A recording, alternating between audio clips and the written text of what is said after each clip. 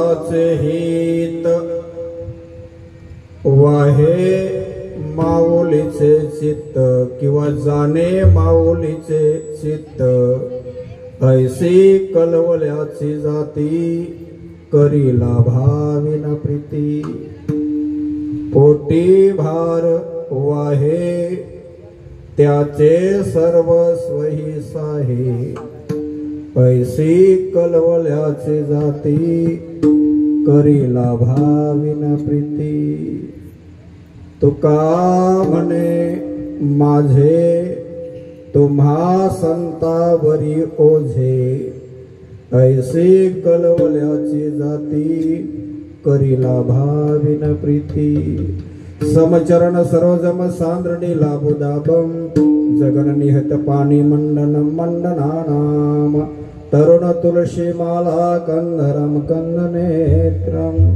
सदै धवलासम विठ्ठलम चिंतयामि नमो विठ्ठला राजया पांडुरंगा नमो रुक्मिणी माऊली ज्ञान गंगा नमो पुंडलिका नमो चंद्रभागा नमस्कार माझा रुक्मिणी पांडुरंगा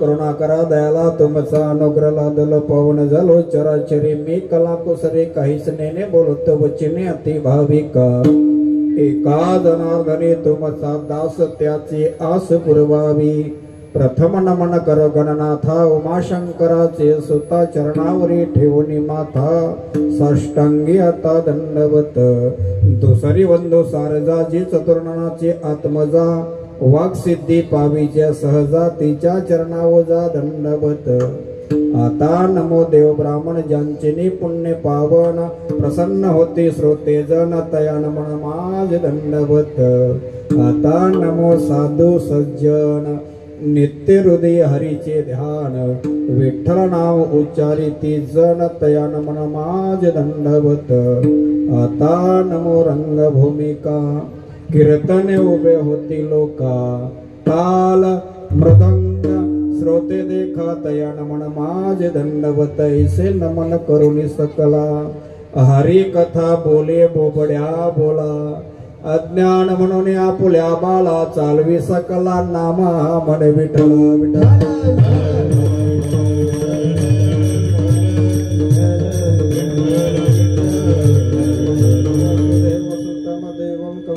अनुरमर्दनम देवकी परमानंदम कृष्ण मुंदे जगद्गुरु कृष्णाय वासुदेवाय हरिये परमात्मने प्रणत क्लेशनाशाय गोविंदाय नमो नमः नमो सद्गुरु तुकया ज्ञानदीपा नमो सद्गुरु सच्चिदानंद रूपा नमो सद्गुरु भक्त कल्याण मूर्ती नमो सद्गुरु भास्करा पूर्ण कीर्ती जयांचे केलिया स्मरण होई सकल विद्यांचे अधिकरण तेची वंदो श्री चरण श्री गुरूंचे ते नमस्कारोनी आता सेवेलागी सेवक झालो सेवेलागी सेवक झालो चरणात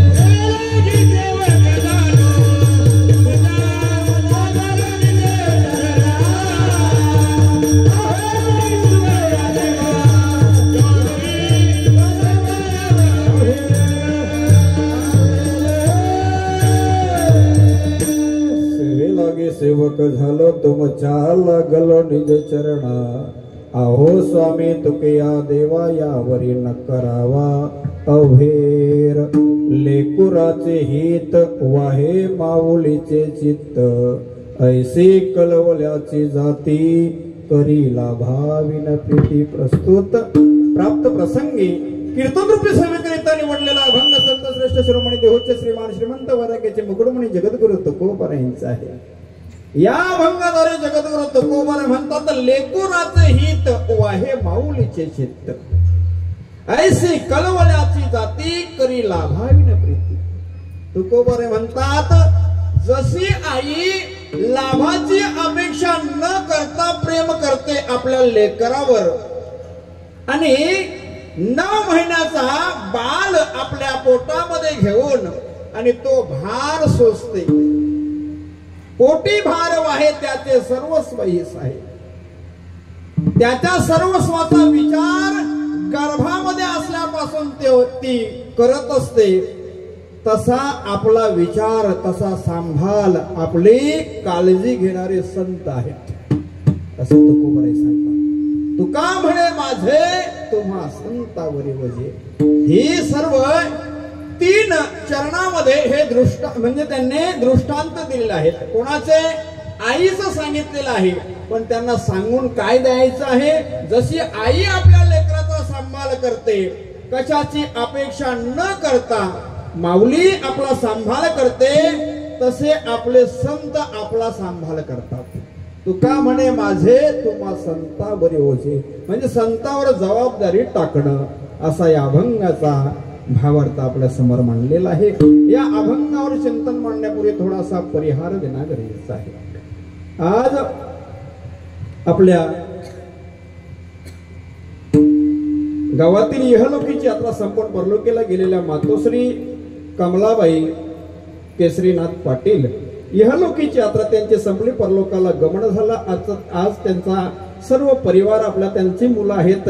कैलास दादा आहे, आकाश दादा आहे आणि 2 मुली निर्मलाताई रवींद्र भैर आणि वंदनाताई श्याम टावरे आणि वैशालीताई विश्वनाथ खंडागले हा त्यांचा असा परिवार, त्यांची मुलं आणि मला तर वाटते टावरे म्हटलं तर आपले टावरी पाडचे असते बरोबर ना. हा आणि त्यांचीच मुलगी म्हणजे आजीची आपले नात सारिका करण पाटील माझ्या सातेगावचे आणि तिच्याकडून आलेली ही कीर्तनाची सेवा. विठ्ठला विठ्ठला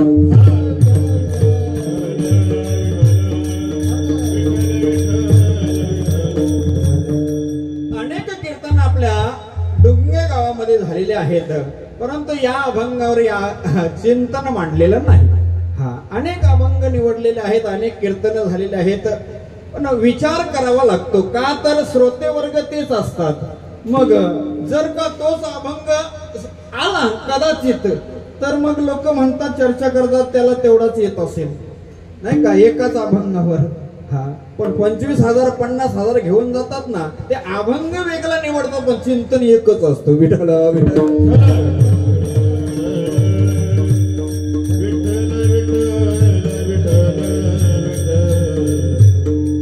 यथामती यथावकाश भगवंताच्या कृपेने या अभंगावर चिंतन मांडण्याचा प्रयत्न करणार आहे. आता वाजलेले आहेत 10. 9 ते 11 कीर्तन असतो. विठ्ठल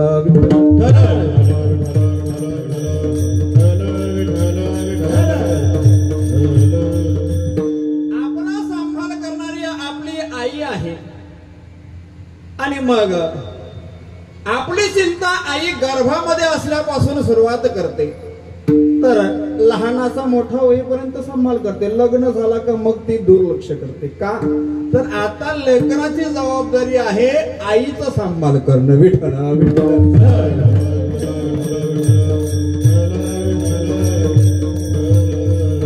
प्रत्येक आईला आपल्या मुलाची काळजी असते.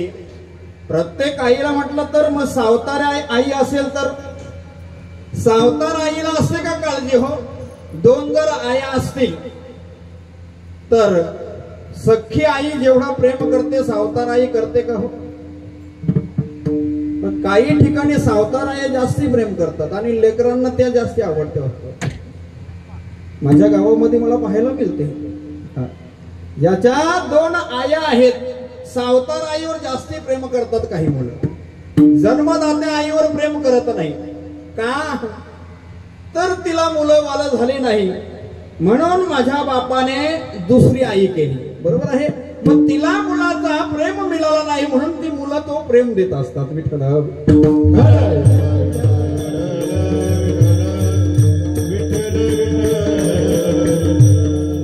ग्रंथामध्ये देखील आपल्याला पाहायला मिळते 2 जर आया असतील तर आई त्या दुसऱ्या जर सवतीचा मुलगा असेल तर त्याला त्रास देते. असे उदाहरणार्थ अनेक पाहायला मिळतील आपल्याला. अनेक ग्रंथामध्ये आपल्या लेकराचं हित करणारी आपली आई एकदा एका राज्यामध्ये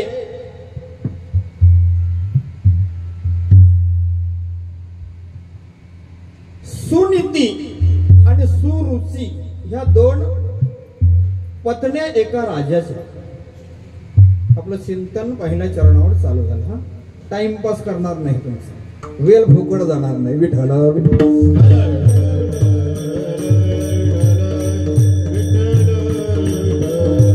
उत्तानपाद नावाचा राजा होता आणि त्याला 2 पत्न्या होत्या, एक सुरुची आणि एक सुनीती. त्या नावावरनं तुम्हाला कळेल अर्थ काय आहे. सुनीती जिची नीती चांगली ती सुनीती, आणि सुरुची रुची म्हटलं तर चव घेणं. आणि आवडतं कोणती राजाला? राजाला आवडणारी नीती नाही आवडत, रुची आवडते. विठ्ठल विठ्ठल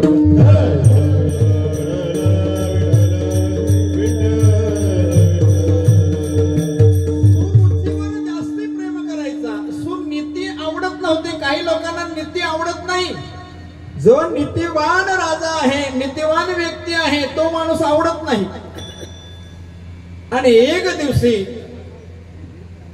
सुनीतीचा मुलगा आणि आपल्या भावाला आपल्या बापाच्या मांडीवर बसताना पाहतो. त्याचं नाव उत्तम. लक्ष देऊन ऐका. हा उत्तम हा कोणाचा मुलगा आहे? सुरुचीचा मुलगा आहे. आणि सुनीतीचा मुलगा कोण आहे? ध्रुव आहे. ध्रुव तारा आहे ना, त्याच्याबद्दल आपलं चिंतन चालू आहे. आई आपलं हित पाहते का अनहित पाहते ते आपल्याला बघायचं आहे. लेकुराचे हित वाहे माऊलीचे चित्त.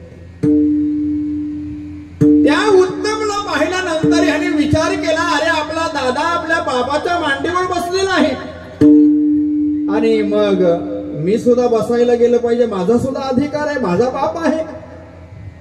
या आशेने तो जाऊन दुसऱ्या मांडीवर बसला. जाऊन बसला आणि तेवढ्यामध्ये सुरुचीने पाहिलं. कोणी पाहिलं? ते उत्तमच्या आईनं पाहिलं. पाहिल्याबरोबर त्या ध्रुवाला असं उचललं आणि फेकून दिलं.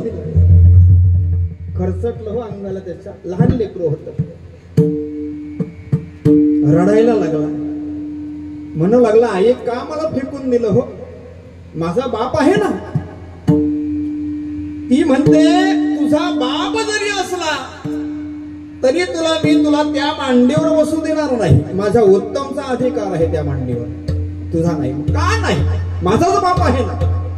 सांगितलं, तुझा बाप आहे परंतु तुझा जन्म माझ्या पोटी झालेला नाही. काय म्हणाली? माझ्या पोटी तुझा जन्म झालेला नाही म्हणून तुझा अधिकार नाही. मी आवडती राणी आहे तुझ्या बापाची आणि तुझी आई आवडत नाही. तरी सुद्धा तो उत्तानपाद काही बोलला नाही. असे काही उत्तानपाद असतात ना, बायकोच्या वरती बोलतच नाही. विठ्ठल विठ्ठल.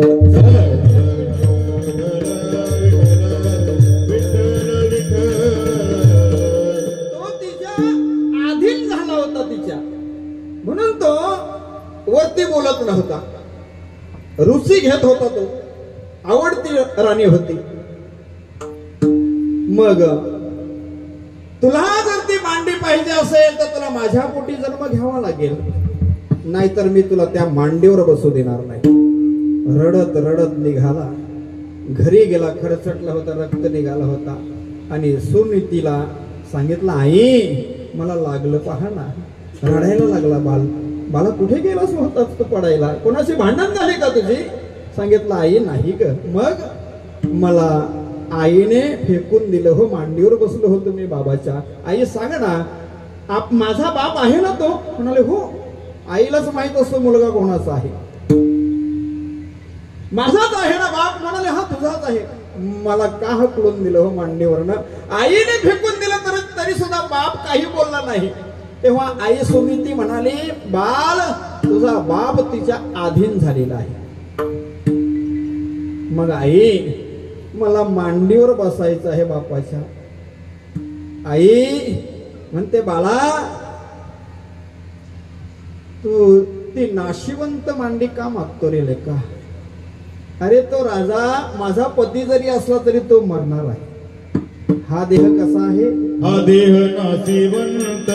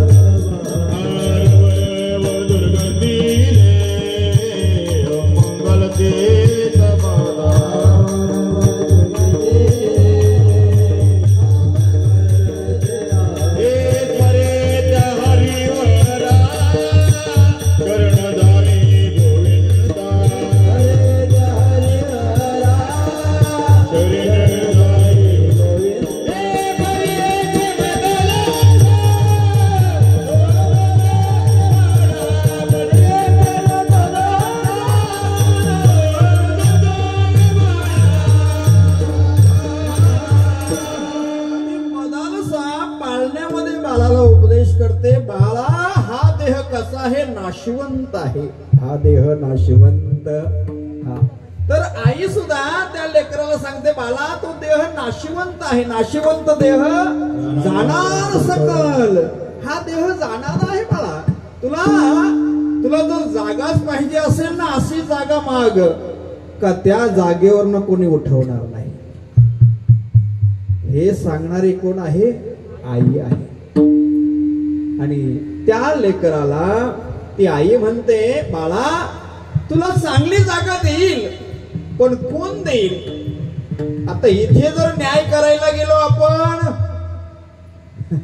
तर न्यायाधीशच खोटा आहे. न्याय करायचा कोणाकडं? आपण जर आपल्याकडे जर त्रास होऊ लागला तर आपण एखादी घटना सांगायला आपण राजाकडे जातो, परंतु राजाच खोटा आहे.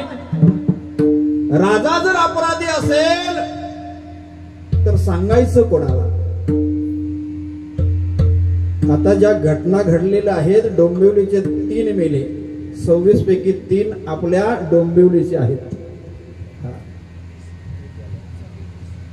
30 झाले ना आता. हिंदू म्हणून मारले गेलेले आहेत. हा तो कोली आहे, नागरी आहे, मराठी आहे असं नाही. हा लक्षात ठेवा. पण आपला जो राजा आहे ना आता, तो त्यांना धडा शिकवणार आहे. पाकिस्तानी लोक आपल्या पाण्यावर जगतात. सिंधू नदीचा पाणी आपला आता त्यांना बंद करण्यात आलेला आहे. आज निर्णय आपल्या राजाने घेतलेला आहे. लक्षात ठेवा. राजा असा खंबीर असायला पाहिजे. विठ्ठल विठ्ठल.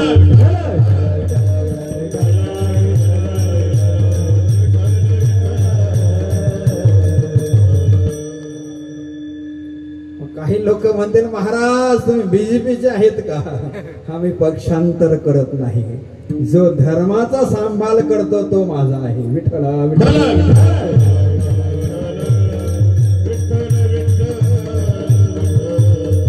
जो धर्माचा सांभाळ करतो आहे तो माझा आहे. पक्षांतर नाही याच्यामध्ये. हा धर्म सांभाळतो तो आपला आहे.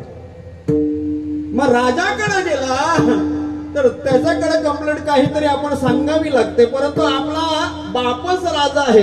जायचं कोणाकडं? न्याय मागायचा कोणाकडून? मग तो ध्रुव बाल म्हणतो, आई मग माझ्या बापाच्या पुढचा कोणी नाही का हो जगामध्ये मोठा?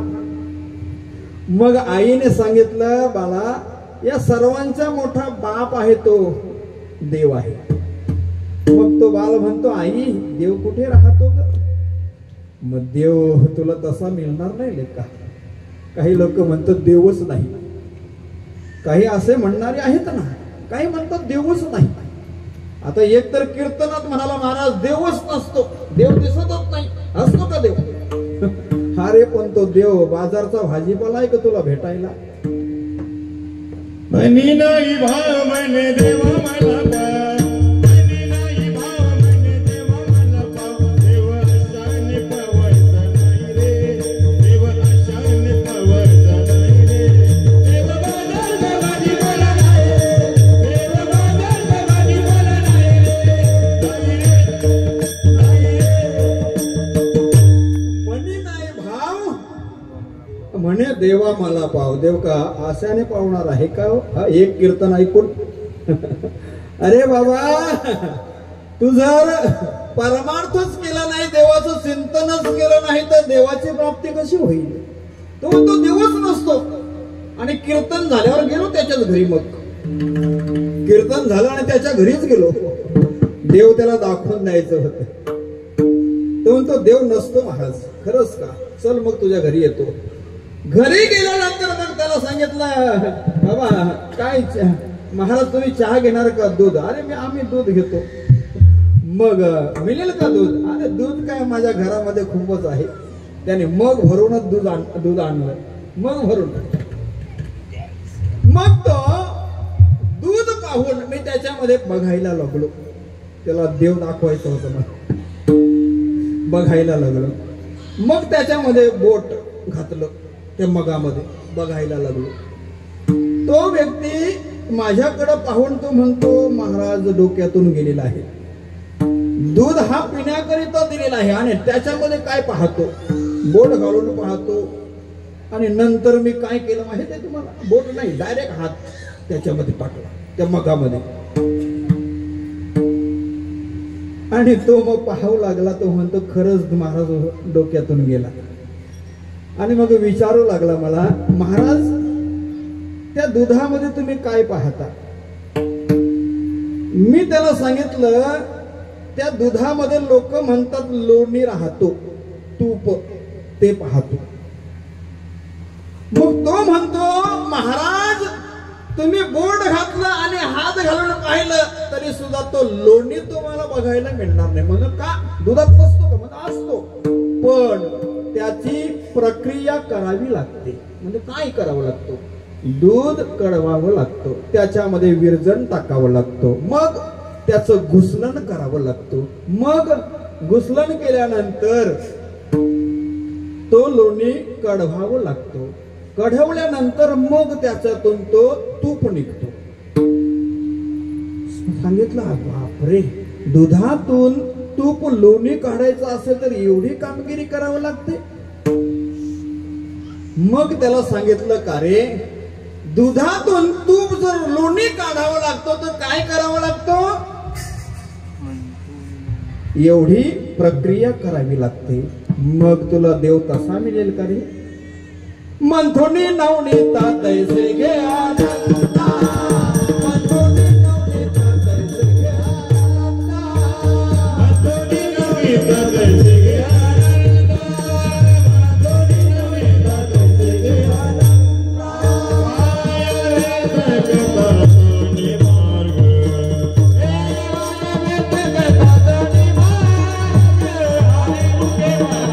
हरि मुखे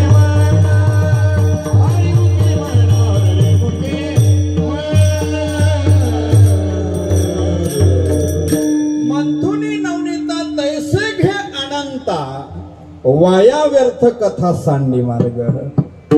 दुधातून तूप लोणी काढायचं असेल तर त्याचं मंथन करावं लागतं. मग भगवंत का सोपं आहे का मिळायला? ताल अर्धा किलोचे पाव किलो झाले तरी आम्हाला भेटले नाही.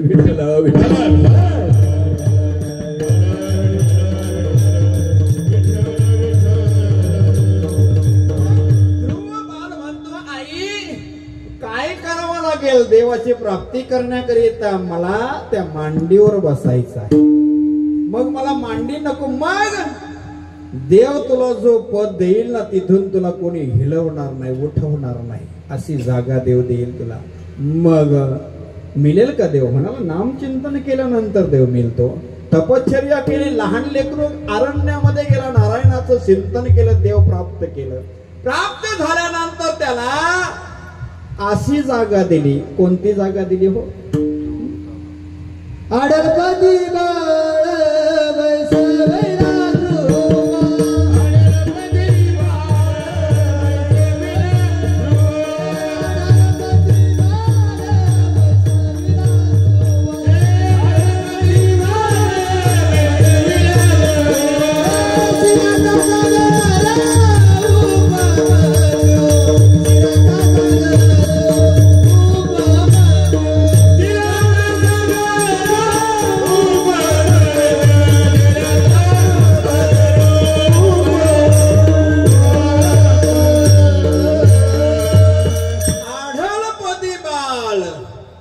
कोणाला बसवलं? ध्रुव बाळाला.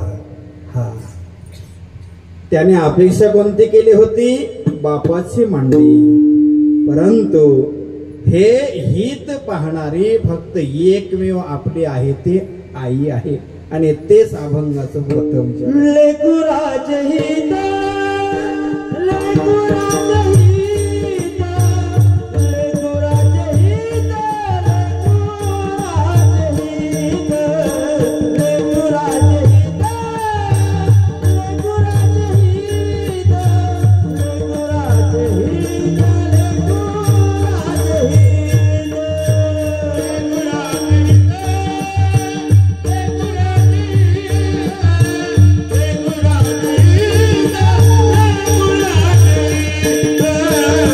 लेकुराज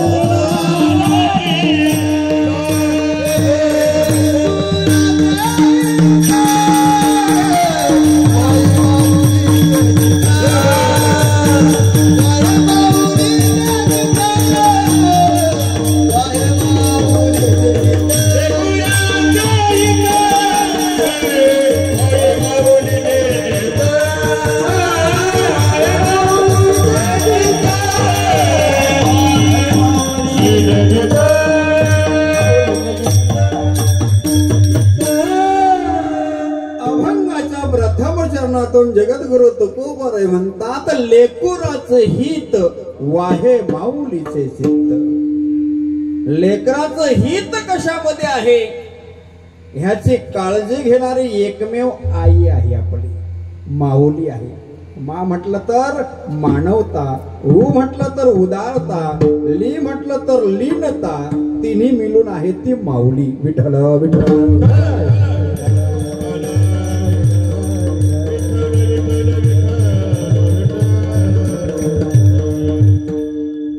आढळपदी बाळ ध्रुवपद, ध्रुव बाळाला देऊन टाकलं. आणि मग शिराचा सागर उपमन्यू.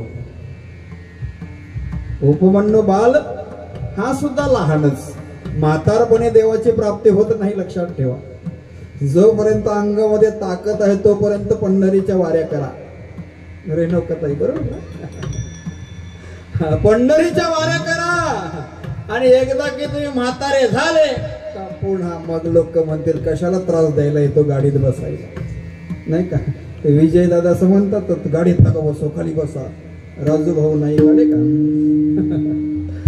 म्हणजे मला सांगायचं आहे, लेकराचं हित पाहणारी एकमेव आई आहे. लेकराचे हित.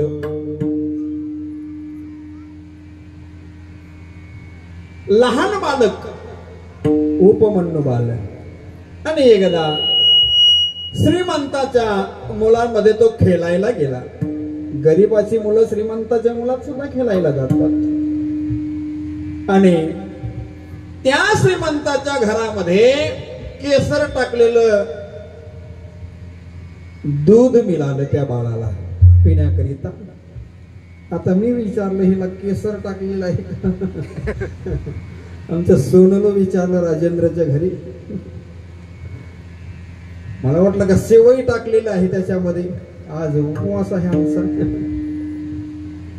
नाही म्हणाली, मामा केसर आहे. केसर टाकलेलं दूध मिळाल्याबरोबर तो मुलगा उपमन्यू बाल म्हणाला त्या मुलांना, हे काय आहे? ती मुलं हसायला लागली त्याला. का रे? केसर टाकलेले दूध आहे. मग तो म्हणतो, माझी आई दररोज देते मला दूध. अरे तुझी आई तुला दररोज फसवते. म्हणाले, का? तुझी आई दूध देत नाही तुला, मग काय देते? पिठाचं पाणी म्हणून दूध देते तुला. ते पिठाचं पाणी देते आई दररोज. श्रीमंती नाही त्याची आईची.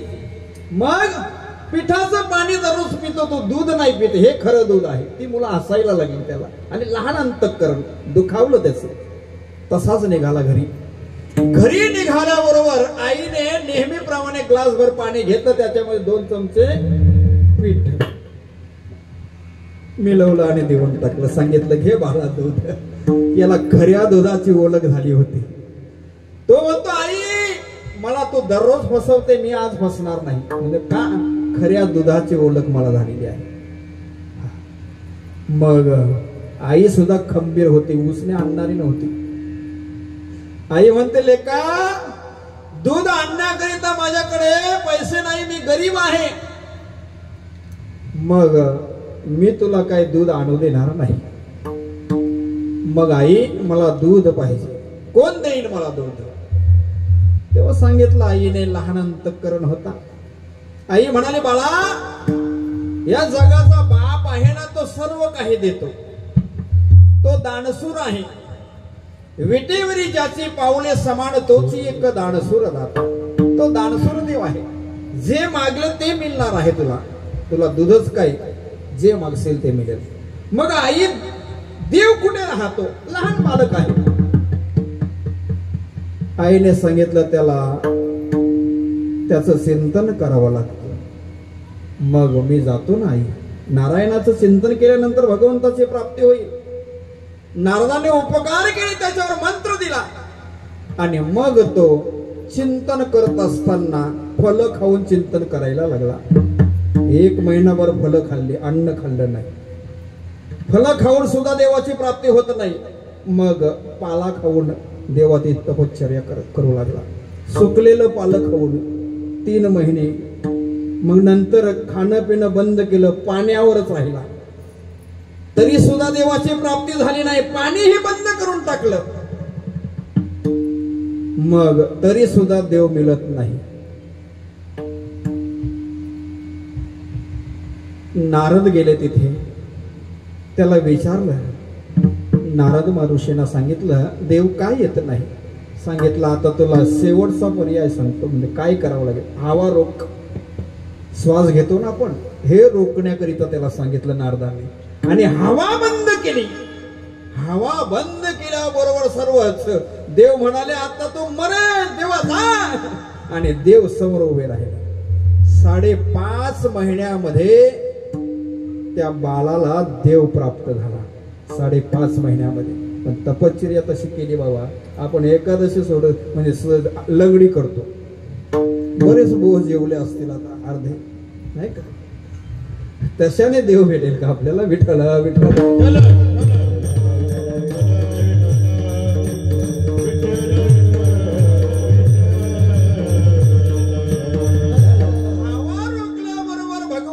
समोर उपवन्न बाला डोले खुल्ल्या बरोबर भगवंत समोर आहेत. काय पाहिजे तुला बाळा? सांगितलं मला दूध पाहिजे. काय सांगितलं? दुधाच्या अपेक्षेने गेला होता. काय सोना मागायला देवाकडे जातात, काय मागायला जातील सांगता येत नाही. भगवंताने सांगितलं काय पाहिजे? हा म्हणतो दूध पाहिजे. आणि वाटीभर दूध त्याला सागर म्हणून देऊन टाकलं. मागा दूध म्हणतील यासाठी, अवघिया शिराप्तीची करुणी वाटी, उपमन्यू पुढे दुर्जटी ठेविली जैसी. ज्ञानोबा रे विठ्ठला विठ्ठला.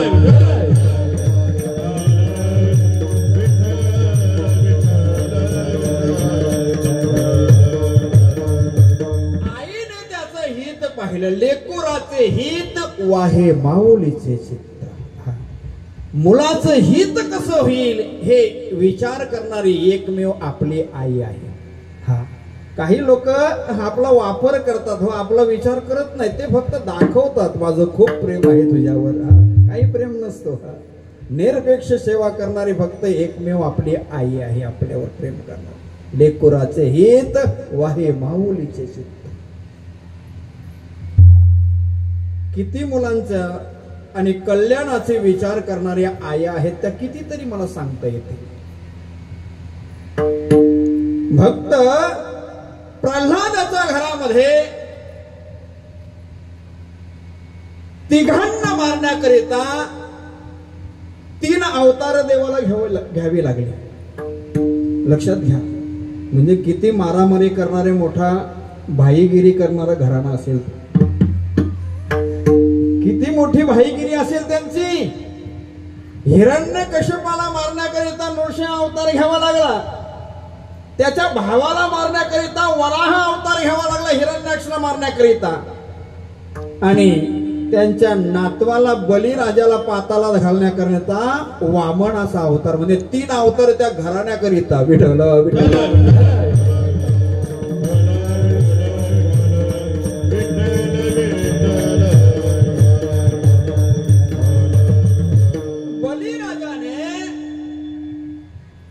यज्ञाचा आरंभ केला. कशाकरिता? त्याला स्वर्गाचं राज्य पाहिजे होतं आणि ते कायमचं पाहिजे होतं. सर्व देवांनी विचार केला, आता जर हा बलिराजा जर हा दैत्य कुलातला येऊन इथे जागेवर बसला गादीवर, तर आपलं कसं होईल, नाही का? गादीवर वरच्या लेवलला मोदीच पाहिजे, दुसरं कोणी नको आपल्याला. धडा कसा शिकवायचा हे त्यांना माहित आहे. मी कोणत्या पक्षाचा नाही सांगत तुम्हाला, पण धर्माचं काम करणार आहे. बलिराजा जर दैत्य कुलातला जर बसला राज्यावर, तर आपलं कसं होईल? मग देवांनी मीटिंग घेतली, सांगितलं देवा तुला जावं लागेल. मग काय करायचं? जातो. आणि काय करायचं तर तुला माहित आहे. चतुरातू शिरोमणी, गुण लावण्याची खाणी, मुकुट सकला मणी, धन्य तूच विठोबा. तुला माहित आहे काय करायचं. आणि भगवंत वामन अवतारामध्ये गेले. लेकुराचे हित सांगायचे मला. हा म्हणजे त्या बळीराजाची आई काय सांगते मला हे दाखवून द्यायचंय. आपलं काय चाललेलं आहे? चिंतन माऊलीचे चित्त. विठ्ठला विठ्ठला.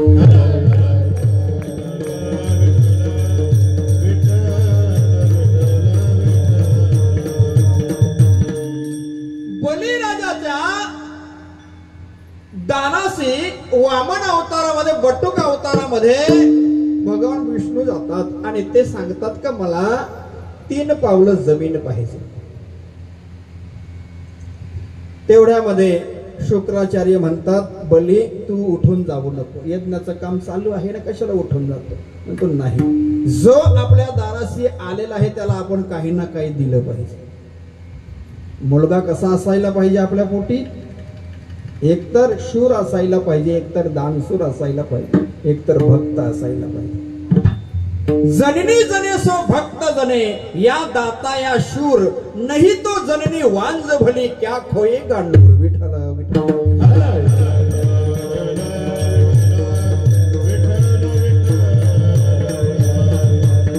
एकतर दाता एकतर शूर, छत्रपती शिवाजी महाराजांसारखा, नाहीतर दानशूर असायला पाहिजे, नाहीतर भक्त तुकोबराय ज्ञानोबरायांसारखा. बलिराजा म्हणतो शुक्राचार्यांना थांबा, यज्ञ करता येईल पण तो विनमुख जर गेला तर काय होईल माझं? मी दानशूर आहे ना. गेला, सांगितलं काय पाहिजे तुम्हाला? त्याने सांगितलं मला 3 पावलं जमीन पाहिजे. बलिराजा त्याला हसायला लागला, अरे मी राजा आहे, 3 एकर माग जमीन, 3 गुंठे माग, 3 पावलं जमीन. सांगितलं आपलं शरीर किती मोठं असतो? 3.5 हाताचा. ओट हात का मानव देह अल्लाह ने तुझे दिया, खाया पिया सुख से सोया, लाख जमाना खोया. भगवंताने 3.5 हाताचा देह दिलेला आहे.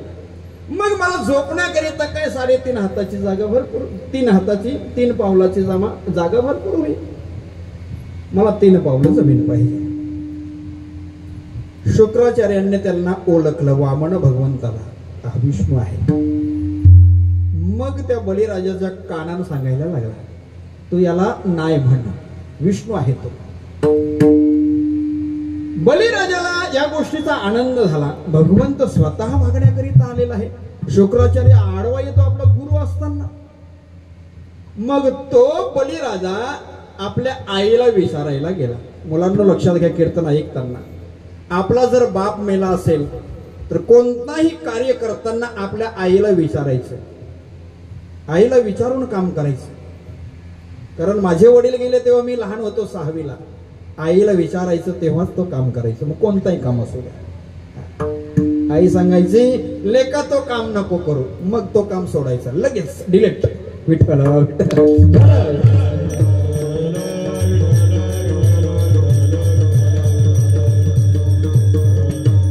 बाबा माझे नाथपंथी होते. माहीमचे त्यांचे गुरुजी कालाटीला उभा लावायचे. इथे असतील कोणी भक्त, त्या हवे दिव्यामध्ये आहेत भरपूर. त्यांचे जानवा असायचा माझ्या वडिलांचा. आई माझी मालकरी होती. आई सांगेल ते आपण ऐकायचं. मग आई आपला काही वाईट पाहत नाही, लेकुराचे हित हित पाहते आई. तो मुलगा बलिराजा आपल्या आईला विचारायला गेला, आई शुक्राचार्य आपले गुरुजी म्हणतात तुझ्याकडे जो मागायला आलेला आहे तो विष्णू आहे, वामन अवतारामध्ये बटूक दिसतो आहे, परंतु त्याच्या उंचीवर जाऊ नको. ते म्हणतात तुम्ही त्याला 3 पावलं जमीन नाही म्हणा म्हणून. आई सांग मी काय करू? तेव्हा आई काय म्हणते? आई म्हणते लेका, भगवंत जर स्वतः मागण्याकरिता आलेला आहे तर त्याला नाही म्हणायचं नाही. का? त्या देवाचा ब्रीद आहे. काय? जैसी देवा देसी, जैसी देवा देसी,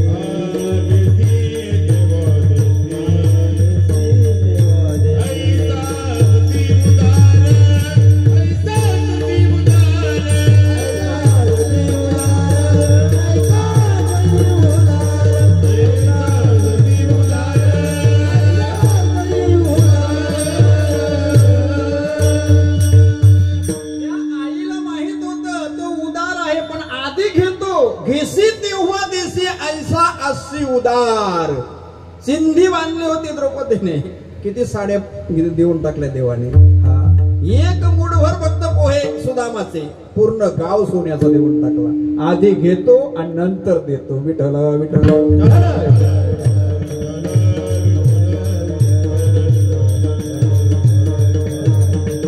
वनवासामध्ये 5 पांडव असताना द्रौपदी मातेकडं जेवण मागण्याकरिता गेला होता. कोण? दुर्वास. त्याचे शिष्य मंडळी हजारो घेऊन गेला होता, हजारो सैन्य घेऊन गेला होता आणि सांगितलं मला भोजन पाहिजे तुमच्याकडून. आता वनवासामध्ये एवढं भोजन कसा मिळेल?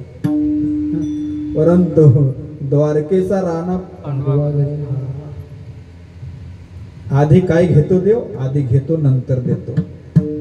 द्रौपदी मातेने विचार केला आता करायचं काय? हा तर दुर्वास आहे, नाही दिला तर शाप देईल. पण तिने सांगितलं तुम्ही आंघोळ करून या जा. मग बापा तुम्ही विचार करू नका, आंघोळ करायला जा नदीवर. गेले व आंघोळीला गेले आणि मग तिने कृष्णाचं ध्यान केलं. कृष्णाचं ध्यान केल्यावर कृष्ण हजर. तेवढ्यामध्ये तो म्हणतो द्रौपदी अगं मला भूक लागलेली आहे, काही मिळेल का खाण्याकरिता? ती म्हणते आता दुर्वास गेला तर तू परीक्षा पाण्याकरिता आला का? मला काहीतरी दे. काय भाजीला काय होता? भाजीचा पान तरी आहे का? आता त्या टोपाला लागला होता हंडीला आपल्या भाजीचा पान असा लागलेला चिपकलेला, तो काढला आणि तोंडामध्ये टाकला. देवाच्या घरामध्ये काही मिळत नाही का हो? काय देवा घरी न मिळेचे अन्न, मागे भाजी पान द्रौपदी दे. मागे भाजी पान द्रौपदी दे. काय देवा घरी न मिळेचे अन्न, मागे भाजी पान द्रौपदी दे. मागे भाजी पान द्रौपदी तुकोबारांनी ते वर्णन केलेलं आहे. काय देवा घरी न मिळेचे अन्न, मागे भाजी पान द्रौपदीसे.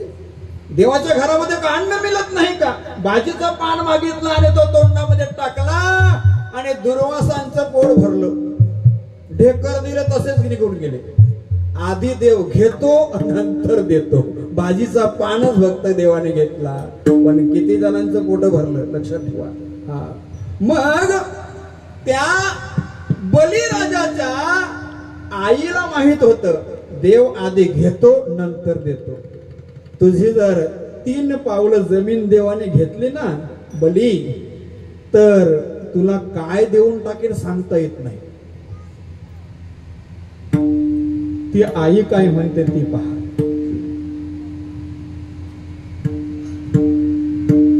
भली हुई सती न गई विरोचन के साथ, ऐसा पुत्र पैदा हुआ जो प्रभु पसारे हाथ. काय म्हणते? बरं झालं मी, म्हणजे आपल्या पती देवांच्या जोडीला विरोचंद त्याचा पती बलिराजाचा बाप. त्या काळामध्ये पतिदेव जर मेला तर पत्नीने जिवंत सती जायचा नियम होता. आता बरं झालं ते बंद पाडलं. विठ्ठल विठ्ठल.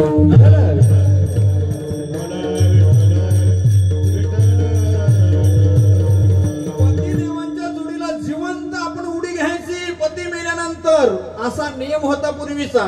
परंतु ती म्हणते भली हुई सती न गई विरोचन के साथ, ऐसा पुत्र पैदा हुआ जो प्रभु पसारे. भगवंताला आशा निर्माण. एकनाथ महाराज म्हणतात आशा उपजली अनंतासी, हीच वामनत्व आले त्यासे, आशेने दिन केले देवासे, काय दशा इतरांची. एकनाथ भागवतामध्ये आई म्हणते बाळा नाही म्हणायचं नाही. शुक्राचार्य जरी म्हणत असेल ना नको देऊ, मी सांगतो तुला देऊन टाक जा. 3 पावलं जमीन पाहिजे ना देवाला, देऊन टाक. आणि निघाला. वामन भगवंताला सांगितलं चला संकल्प सोडायचा आपला, तुम्हाला 3 पावलं जमीन देतो. शुक्राचार्यांना सांगितलं बलिराजाने मंत्र म्हणा संकल्पाचा. तो म्हणतो मी म्हणणार नाही.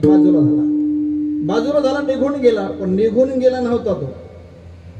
संकल्पन सोडण्याकरिता, संकल्पनाचा पाणी सोडण्याकरिता ती झारी असते माहिती आहे तुम्हाला, नली असते त्याला. पाणी त्या नलीतून येत नव्हतं. पूर्वी वाफे असायचे, बरोबर आहे ना. हा ती झारी असायची, तशी झारी ती. पाणी येत का नाही? संकल्प सोडायचा आहे, पाणी हातामध्ये येत नाही नलीतून. भगवंताने सर्व जाणलं. शुक्राचार्य काही पळाला नाही, कुठे गेला नाही. हा आतमध्ये नलीत जाऊन बसला. पाणी येऊ नये म्हणून तो आतमध्ये जाऊन बसला. भगवंताने जाणलं का हा आतमध्ये जाऊन बसलेला आहे, पण याचा काम याच्या शिष्याकडून करून घ्यायचा. काही लोक त्यांच्याच माणसाकडून ते काम करून घेतात, त्यांचीच माणसं त्यांना मारतात, नाही का? इंदिरा गांधीजींना कोणी मारलं हो? कोणी मारलं? अंगरक्षकांनी मारलं. मग अंगरक्षक दुसऱ्याचे होते का? त्यांचेच अंगरक्षक. त्यांनीच त्यांचं काम काढलं. कशामुळे का केलं हो असं? आपल्याला वाटतं मारायला नको होतं ना, परंतु त्या काळामध्ये पंतप्रधान असताना त्यांनी शीख लोकांवर गोळ्या घातल्या होत्या आणि मग त्यापैकी एका साधूने शाप दिला होता. तो दिवस होते गोपाष्टमी. गोपाष्टमीच्या दिवशी त्यांच्यावर फायरिंग केली होती. त्यांनी शाप दिला, तुमचा सुद्धा मृत्यू याच दिवशी होईल. आणि शीख लोकांनी गोळ्या झाडल्या त्याच दिवशी. आणि नंतर राजीव गांधी झाले पंतप्रधान, त्यांना कधी मारलं? त्यांनाही त्याच दिवशी मारलं. तामिळनाडू मधल्या एका मुलीने हार घातला, त्याच्यामध्ये बॉम्ब. तो दिवस होता गोपाष्टमी. लक्षात ठेवा, जैसे ज्याचे कर्म तैसे फल देतो ईश्वर. तो कोणी असू द्या. विठ्ठला विठ्ठला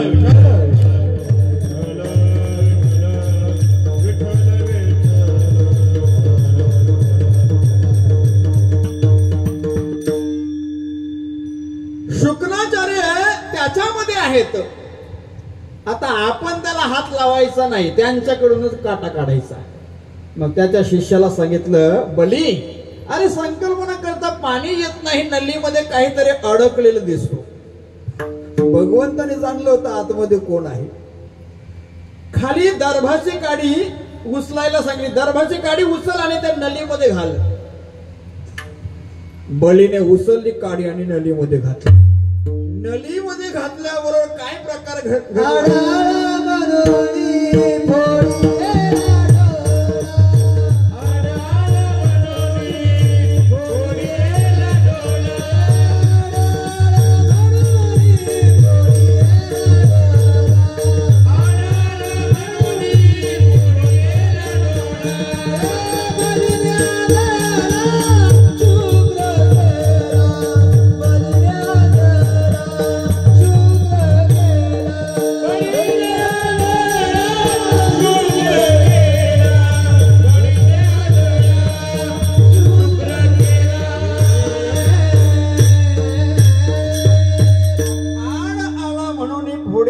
डोला बलीने आंधळा शुक्र केला. तो आडवा आला भक्तीमध्ये, म्हणून त्याने डोला फोडला. नाहीतर इथं सोनासे विचार करतील, माझे सासूबाईने जर कीर्तनाला पाठवलं नाही तर दाबण घ्यायचा ना फोडायचा. भक्तीमध्ये आडवा आला तर डोला फोडलेला आहे, असं काही करू नका, चुकीचं. बलीने आंधळा शुक्र केला. शुक्राचार्याचा डोला फोडला आणि तो त्या नलीतून निघून गेला. आता तुझा तू पहा, डोला फोडला माझा. निघून गेल्यानंतर संकल्प सोडलं. 3 पावलं जमीन देण्याकरिता. 2 पावलामध्ये भगवंताने सर्व व्यापून टाकलं. या जगाचा बाप आहे म्हणजे भगवंत एवढा मोठा आहे का सर्व व्यापून टाकणार आहे. 2 पावलामध्ये सर्व व्यापून टाकलं. 3रा पाऊल कुठे ठेवायचा? बलीने सांगितलं माझ्या डोक्यावर ठेवा. आणि त्याच्या डोक्यावर पाऊल ठेवलं, त्याला पातालात घातलं. मला सांगा, भगवंताने वाईट केलं का हो? का त्याच्या आईने वाईट केलं? त्याचं बलीराजाच्या आईने वाईट केलं का? मला सांगा. लेकुराचे हित वाहे माऊलीचे चित्त. मुलाचं हित कसं होईल ही आई काळजी करत असते. स्वर्गाच्या करिता तो इच्छा करत होता. स्वर्गाचं राज्य आहे ते पुण्य आहे, तोपर्यंत तो राज्य मिळतो. इथे 100 यज्ञ केल्यानंतर त्याला स्वर्गाचा अधिपती होता येतो. ज्ञानोबाने म्हणतात, म्हणती संसारी जन्मीजे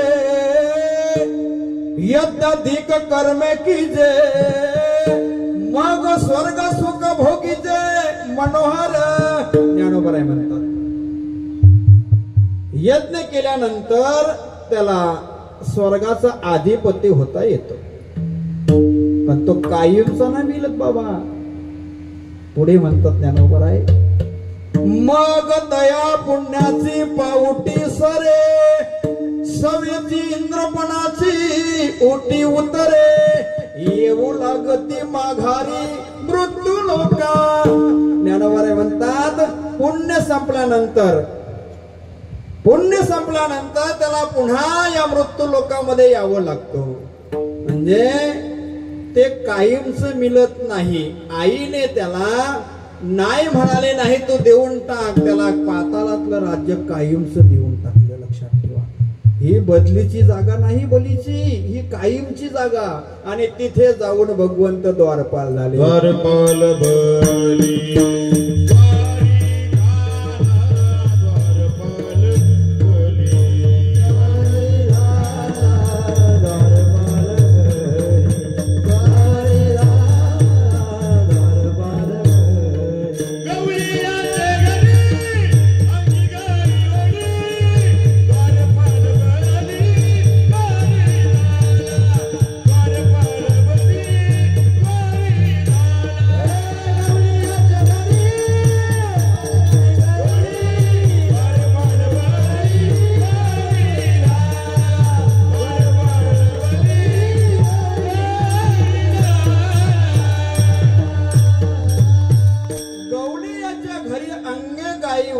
द्वारपाल बलीद्वारी झाला. बलीच्या द्वारामध्ये द्वारपाल म्हणून भगवंत पातालात जाऊन राहिले.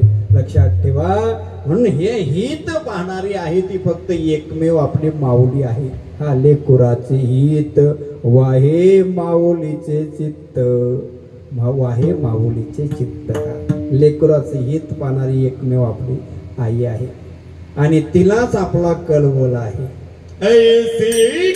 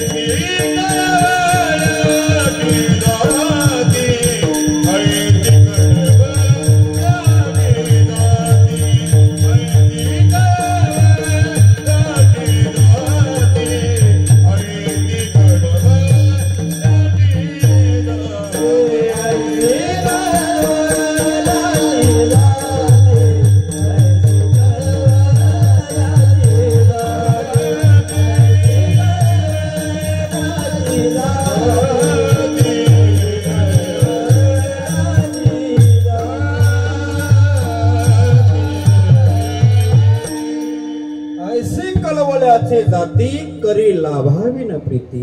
लाभाची अपेक्षा न करणारी तरी सुद्धा प्रेम करते आपल्यावरती एकमेव आई आहे. काही लोक प्रेम करतात आपल्यावर, पण त्यांना काहीतरी आपल्याकडून पाहिजे असतं. प्रेम करतात लोक, काहीतरी पाहिजे असतं म्हणून. विद्यार्थी प्रेम करतात मास्तरांवर, मग त्यांनी ज्ञान द्यावं म्हणून. काहीतरी अपेक्षा असते त्याच्याकडून. आता काही म्हणतात माझा आमदार आहे, हा खूप प्रेम करतो, पण त्याला काहीतरी मिळतं तिथून, कामं मिळतात थोडी नाही का, काहीतरी अपेक्षा असते. नोकरी करतो पैसा करिता, बरोबर की नाही, परंतु आई वडील जे प्रेम करतात ते लाभाकरिता नाही करत, करे लाभावी न प्रीती. एकदा एक सगुणी आणि एक निर्गुणी हे दोघे बहिणी होत्या. लक्ष देऊन ऐका. निर्गुणीला मुलं बाळ नव्हते, सगुणीला मुलं बाळ होती. आणि ती बहिणीला म्हणाले, ताई तुझा लेकरू दे ना मला 10-15 दिवसाकरिता. सांगितलं ताई घेऊन जा. गेली घेऊन. 1 महिना झाला तरी सुद्धा मुलगा आणून देत नाही. 1 महिना झाला तिचा पतिदेव म्हणू लागला, काय ग तू बहिणीला मुलगा दिलेला आहे अजून आणू दिला नाही. ते सांगितलं मी जाते ना आणायला. गेली आणायला. सांगितलं ताई आता झाले ना 15-20 दिवस, आता दे ना माझा मुलगा. सांगितलं नाही मिळणार. प्रेम जडलं तिचं त्या मुलावर. म्हणजे नाही देणार मी मुलगा, माझाच आहे तो. तशीच रिटर्न आली घरी. पतिदेवांना सांगू लागली, निर्गुणी म्हणते मी मुलगा देणार नाही, काय करावं. तो म्हणतो मी येतो तुझ्या जोडीला. तो गेला. तो भांडला. तो म्हणतो नाही मी देणारच नाही मुलगा.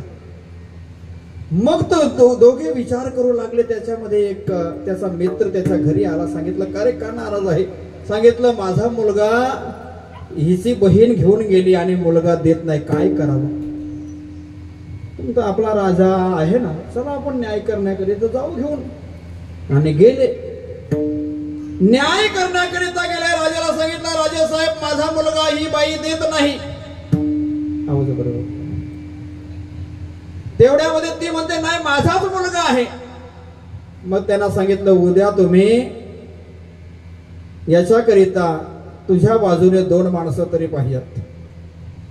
गीतेवर हात ठेवा. गीतेवर हात घेऊन शपथ घेतात. हो कोर्टामध्ये कितीतरी लोक खोटी बोलतात. हिच्या बाजूने दोघे, हिच्या बाजूने दोघे. सांगितलं हिचा मुलगा आहे. म्हणाले हा हिचाच आहे. तिला विचारलं तिचा मुलगा आहे की हिचाच मुलगा आहे. न्याय लागत नाही, निवाडा होत नाही, काय करावं. मग तेवढ्यामध्ये प्रधानजी हुशार होता. सांगितलं आता न्याय एकच होईल. कोणता न्याय. करवत घेऊन ये तिकडनं. म्हणतो का या बाळाचे 2 तुकडे करायचे. दोघींचा आहे ना अर्धा देऊन टाकायचं. ती निर्गुणी म्हणते अर्धा का होईना पण मला मिळेल. परंतु सगुणीचा मुलगा होते ते राजाला सांगू लागले राजे साहेब पाया पडतो तुमच्या, मला मुलगा नका देऊ, तिला देऊन टाका, पण माझ्या लेकराला कापू नका. असे बोलणारे कोण आहे. जी जन्म देते ती आई आहे. कशाची अपेक्षा केली तिने. तेव्हा राजा म्हणाला या बाईला निर्गुणीला शिक्षा करा. हा मुलगा सगुणीचाच आहे. करी लाभावी ना. लाभाची अपेक्षा न करणारी आणि प्रेम करणारी फक्त एक आई आहे. विठ्ठला विठ्ठला.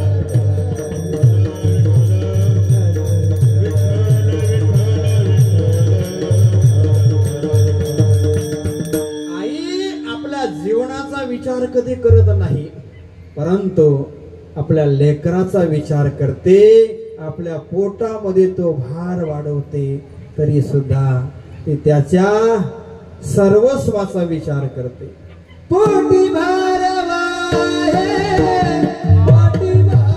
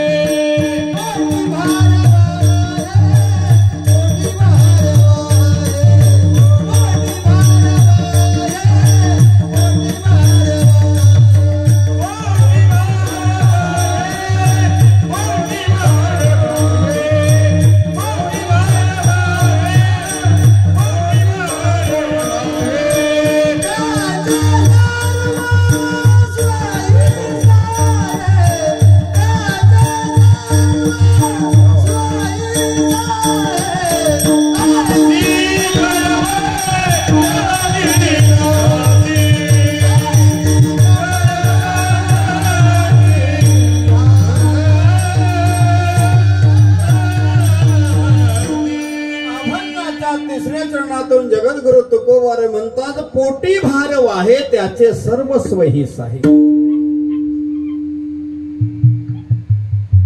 9 महिन्याचा जेव्हा बाल होतो ना तेव्हा त्याला निघण्याचा ज्ञान होतो गर्भात. त्याला काही एसी आणि हवा नसते याची काही फॅन्सी आतमध्ये. संकटकाली आपल्याला देव आठवतो. आपण सर्व जेव्हा गर्भात होतो ना आईच्या तेव्हा आपण देवाची आठवण केली होती गर्भात असताना. एक वेळ करी या तुका वेगाडे, एक वेळ करी या तुका वेगाडे, एक वेळ करी या तुका वेगाडे, एक वेळ करी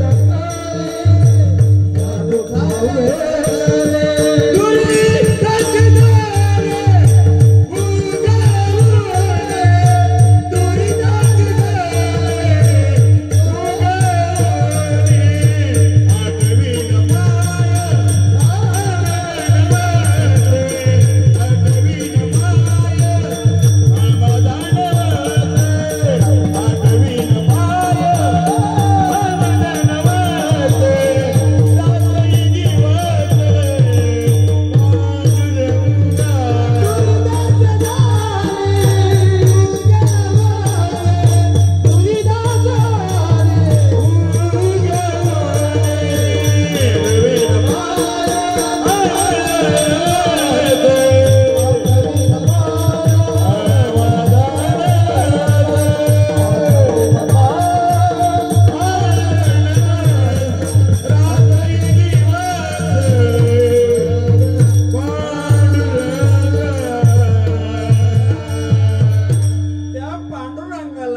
गर्भात असताना आठवत असतो. 8वीन पाय हा माझा नवस, रात्रन आणि दिवस पांडुरंगा. मला भक्त तो याच्यातून बाहेर काढ. संकट आल्यानंतर देवाची आठवण होते आपल्याला नाही का. सुखामध्ये नाही देवाची आठवण. किती लोक श्रीमंत येऊन बसतात कीर्तन सांगा ना मला. जास्त करून येतात ते गरीबच येतात आणि गरीबच पांडुरंग आहे. श्रीमंत लोकांना वाटतं नाही नाही आपण पुण्य केलेले आहेत, कशाला जायचं कीर्तनाला, पुण्य करण्याची गरज नाही. नंतर म्हातारा झाल्यावर मग होतो देवा राम राम राम राम.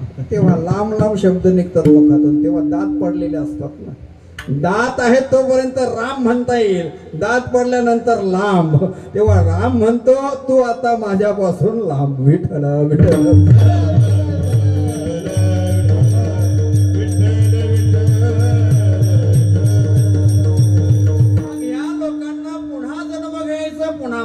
मातीची उदर कुहरी पसुनी विष्ठीच्या दाथरी उकडूनी 9 मास वरी जन्मो जन्मोनी मरती. ज्ञानोबारे म्हणतात मातेच्या उदर रूपी गुहेत नरकाच्या थरात 9 महिने 9 दिवस राहून पुन्हा जन्म घ्यायचं, पुन्हा मरायचं, पुन्हा जन्म घ्यायचं, पुन्हा मरायचं.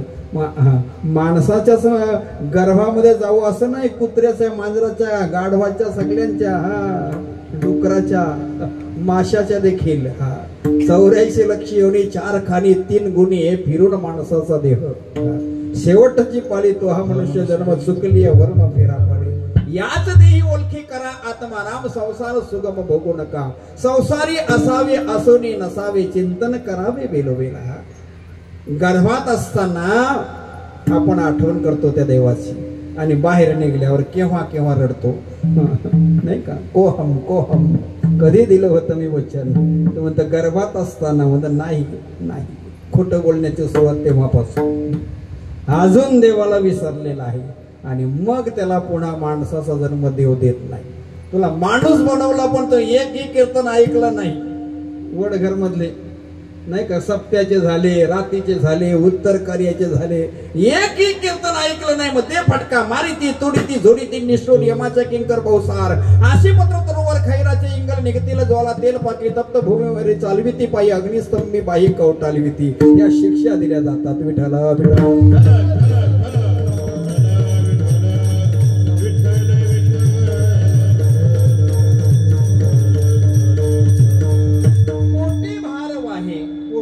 भार घेऊन बाई फिरत असते, काम करते, पाणी वाहते, भाकरी वाजते गर्भात असताना त्या बालाचा भार घेऊन, आणि त्याच्या सर्वस्वाचा विचार करते गर्भात असताना.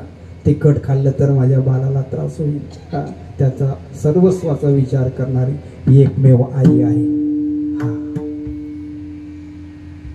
बिरबल हा कसा पोटी आला हो, एवढा हुशार चतुर म्हणतात बिरबल. ह्याच्या आईने काय केलं हे तुम्हाला माहित आहे का? जेव्हा त्याची आई बाळंत होणार होती, गरीबाच्या घरचा बिरबल आहे,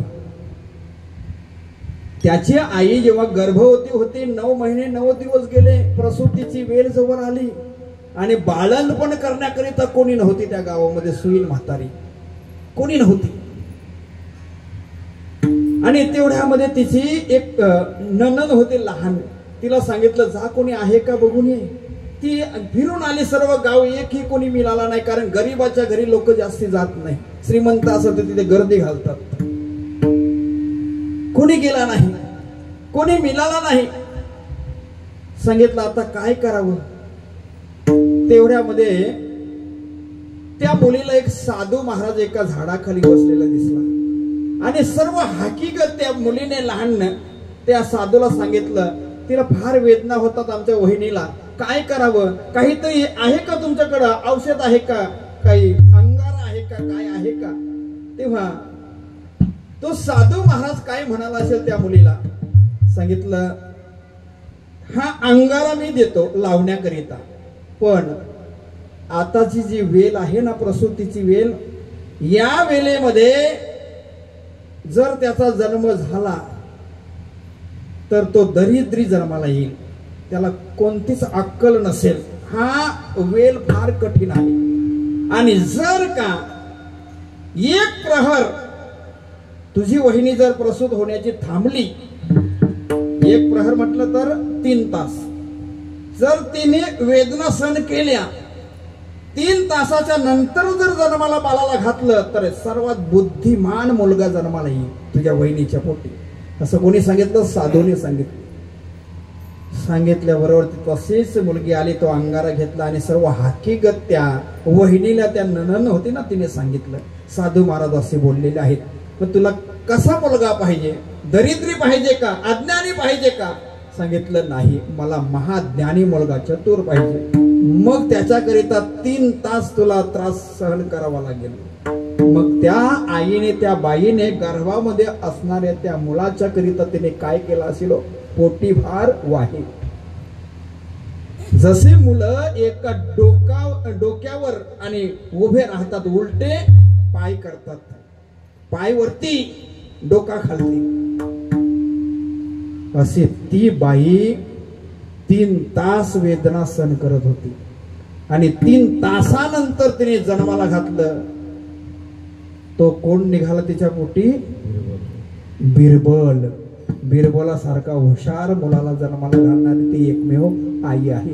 पोटी भार वाहे त्याचे सर्वस्व हीच आहे. एकदा संप्रदायाप्रमाणे सर्वांनी मुखाने नाव आणि हाताने टाळी वाजवा. 11 वाजलेला आहे, आता लोक आ करायला लागली. सर्वांनी ज्याला हात दिले त्याने हाताने टाळी वाजवायची, ज्याला बोलता येतं त्याने प्रेमाने भजन बोलायचं. कोणाचं भजन बोलायचं? ज्याने आपल्याला हात दिलेले आहेत त्याचं. आणि जर का टाळी वाजवली नाही तर काही म्हणतील महाराज आम्ही तुम्हाला दिसत नाही, तुम्ही काय कराल? मी काय करणार नाही, तुम्हाला देव बघून घेईन. देव म्हणेल मी याला हात देऊन फसलो, याला पुन्हा हात देणार नाही, याला 4 पायाचा बनवतो ना, वड आपल्या याच गावामध्ये पाठवतो नाही का, वडघर मध्ये 4 पायाचा बनवला का मग लोक उपटी टाकतातच त्याला, कुत्र्याला नाही का. उपट टाकले का चाललं मोजणी करत 10, 20, 30, 40, 50, 60 जशी उपट तशी मोजणी. ज्याला उपट खायची असेल त्याने टाळी वाजवू नका. आणि ज्याला सुंदर असे हात पाहिजेत ना, मी तुम्हाला त्याचं नाव सांगतो कोणाच्या हातात आहे. कर्तुम अकर्तुम अन्यथा कर्तुम असा सर्व शक्तिमान भगवान परमात्मा पांडुरंग आहे, त्याचं भजन करा. कसं करायचं? विठोबा रखुमाई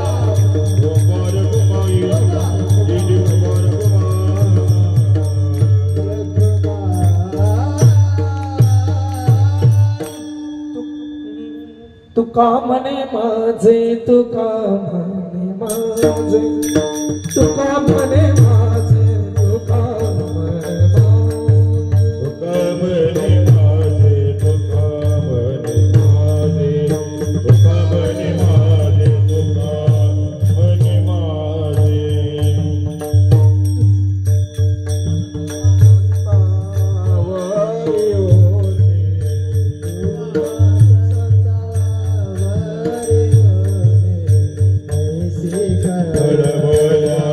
माझे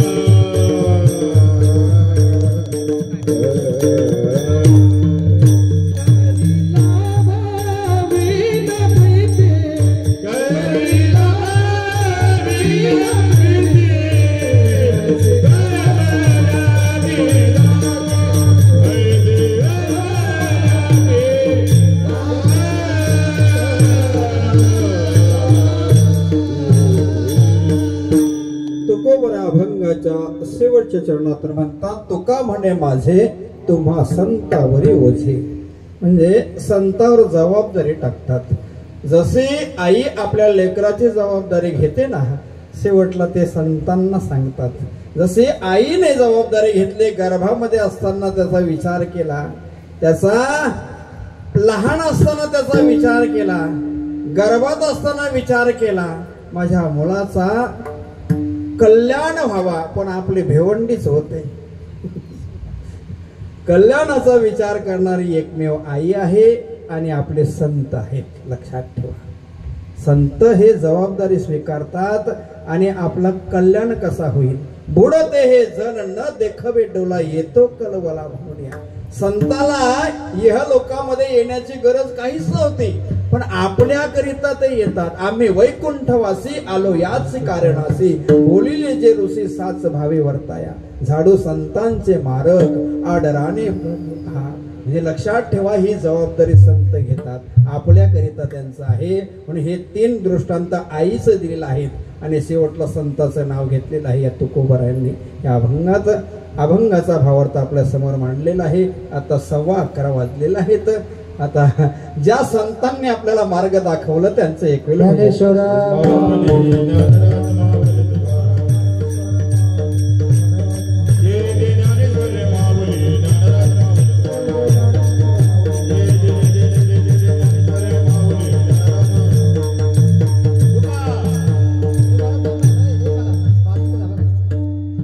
या कीर्तनाकरिता मृदुंगाचे साथ देणारे जगदीश महाराज पाटील पेसेकर यांचे आभार. विण्याची साथ देणारे चंद्रदादा जोशी आमणे त्यांचे आभार. सर्वच गायनाचार्य आपला लहान लेकरू काय ना कार्तिक उभा राहिला त्याचे आभार. संतोष महाराज त्यांचे आभार. श्याम महाराज यांचे आभार. विकास महाराज, गोरखनाथ महाराज, विशाल पाटील महाराज. खूप सुंदर आवाज आहे, गायन खूप सुंदर आहे. बरं वाटलं तुमचं दर्शन झालं. आज गणेश महाराज भुईर तेही सतत माझ्या जोडीला असतात. उद्या सुद्धा पिंपलासमध्ये आहे. परवा डोंबिवलीला रोजचं दिन रजनी हातची धंदा गोविंदाचे पोवाडे. या ठिकाणी आपले पांडुरंग दादा उभे आहेत, त्यांचे आभार. सुरेश महाराज तुमचे आभार. माईक सिस्टीम खूप सुंदर दिली दादा, तुझे सुद्धा आभार. आणि सर्व यूट्यूबवर आपले दाखवणारे आपले जानको आई वारकरी, हे जर आपण तुम्ही सर्च केलं यूट्यूबवर तुम्हाला बघायला मिळतील. अनेक कीर्तनं त्यांनी माझी यूट्यूबवर टाकलेली आहेत. जानको आई वारकरी सर्च करा. कमलाकर दादा पाटील पिंपळघर सतत माझ्या जोडीला येतात. आणि गुजला सुद्धा तुम्हाला यायचं आहे. 30 तारखेला तुमच्या परिसरामध्ये सप्त्याचं आहे, तिथे भरपूर मंडळी असते. मी तुम्हाला 3 दिवसापूर्वी नेणार होतो रायगडमध्ये.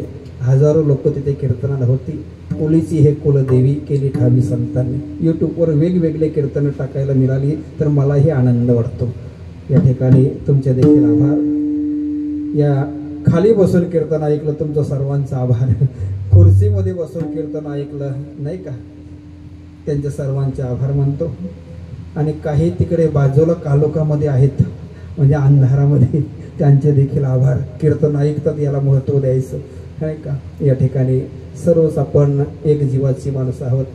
कीर्तन आपल्या गावामध्ये येण्याचं कारण आपले आजीची नात सारिका करण पाटील, करणने फोन केला, सांगितलं महाराज माझी आजी सासू आहे, तुम्हाला कीर्तन करायचं आहे. मी सांगितलं चालेल बाबा. आणि मग याच्याकरिता फराळ कुठे करायचा त्याच्याकरिता खूप फोन येत होते. सख्या भावाचा पैसा कधी खाऊ नका, मरण चांगलं येईल आपल्याला, शेवट चांगला व्हावा. सुख पैशाने नसतो लक्षात ठेवा. दुसऱ्याला दुःख देऊन आपल्याला कधी सुख मिळत नाही. हा लक्षात ठेवा. दुसऱ्याला दुःख देऊन आपल्याला सुख कधी मिळत नाही.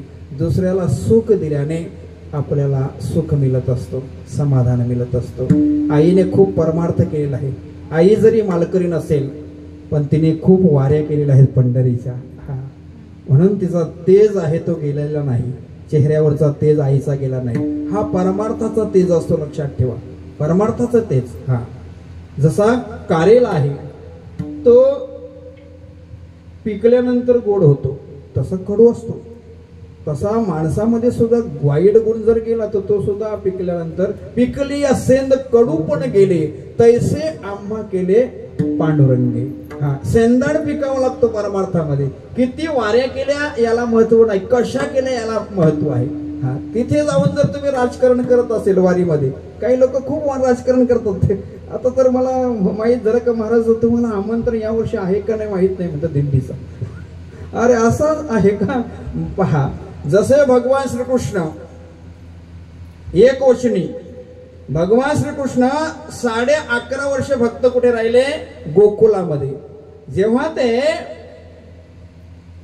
मथुरेमध्ये गेले तेव्हा गोकुलात पुन्हा गेले नाही. 13.5 वर्ष ते मथुरेमध्ये राहिले आणि तिथून जेव्हा द्वारकेला गेले तेव्हा पुन्हा मथुरेमध्ये आले नाही.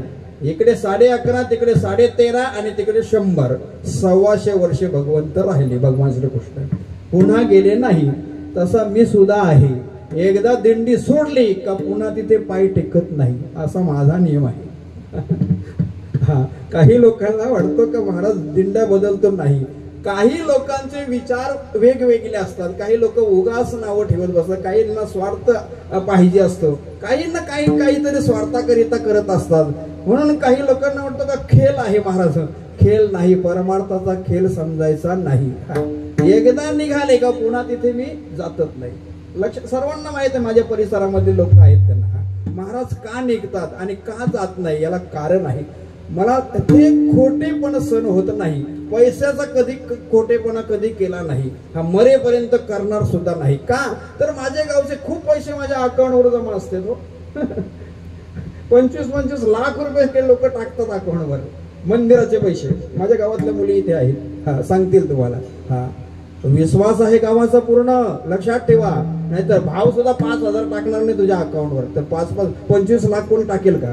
हा हे जिंकायचं असतं लक्षात ठेवा. कारण सुवास एक तत्वी आहे, गावाचा, देवाचा आणि सख्या भावाचा, मरेपर्यंत खाणार नाही. हे तत्व माझ्या गाववाल्यांना माहित आहे. हा हे तत्व जर आपण पाळले तर चांगले दिवस आपले सुद्धा येतील, आपल्याला सुद्धा चांगला मरण येईल. जर का हे तत्व पाळले नाही तर तुम्हाला विमान नेण्याकरिता येणार नाही. साठी गाजराची आणि वाट पाही विमानाची. याने साठवलं तर पुण्यच केलं नाही आणि म्हणतो विमान कधी येईल न्यायला. विमान येईल का न्यायला. विमान येणार नाही. त्याच्याकरिता पुण्य करावं लागतो.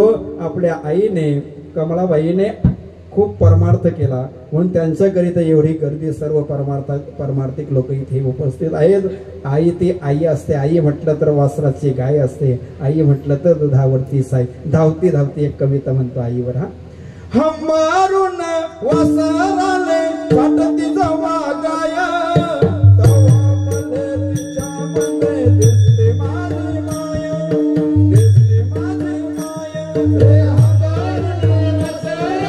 रे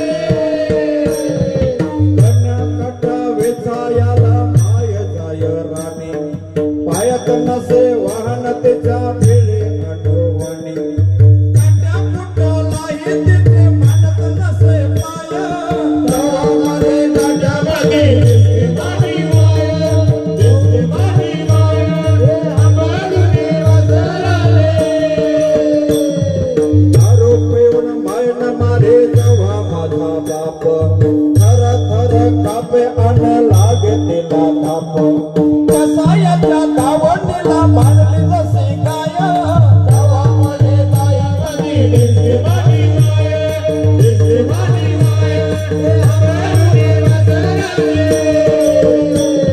बोलता बोलता एकदा तिचा डोला आलं पाणी सांग म्हणे राजा तुझे कवा दिसल राणी राणी म्हटलं तर तिला दोन सुना बघायच्या होत्या कैलासची घरवाली आकाशची घरवाली म्हणजे दुधावरचे साई जेव्हा मुलांचे लग्न झाले नव्हते तेव्हा ती आई बोलत होती तिच्या मनामध्ये काही इच्छा होती त्या दोन सुना म्हणजे साई बघायची होती बोलता बोलता एकदा तिच्या डोला आलं पाणी सांग म्हणे राजा तुझे कवा दिसल राणी भरला दोन कवा पाहिलं दुधावरचे साय कवा मले साई म्हणे दिसते बाणी गाय दिसते बाणी गाय म्हणून म्हणते आनंदाने भरावे तुझी ओटी पुन्हा एकदा जन्म घ्यावा माय तुझ्या पोटी तुझ्या चरणी ठेवून पाया धरावे ते पाय तवा मले पायामध्ये दिसते बाणी गाय दिसते बाणी गाय तवा मले तिच्यामध्ये दिसते बाणी गाय दिसते बाणी गाय दिसते बाणी दिसते माझी माय असे आपली माय आपल्याला सोडून गेली आहे तिच्या आत्म्यास चिरशांती लाभावी आणि या सर्व मुलांना या परिवाराला हे दुःख सहन करण्याची ताकद भगवंताने द्यावी हीच भगवंताच्या चरणी प्रार्थना करतो आणि इथे सभेला पूर्ण विराम देतो सर्व माझ्या प्रेमातील मंडळी इथे आमचे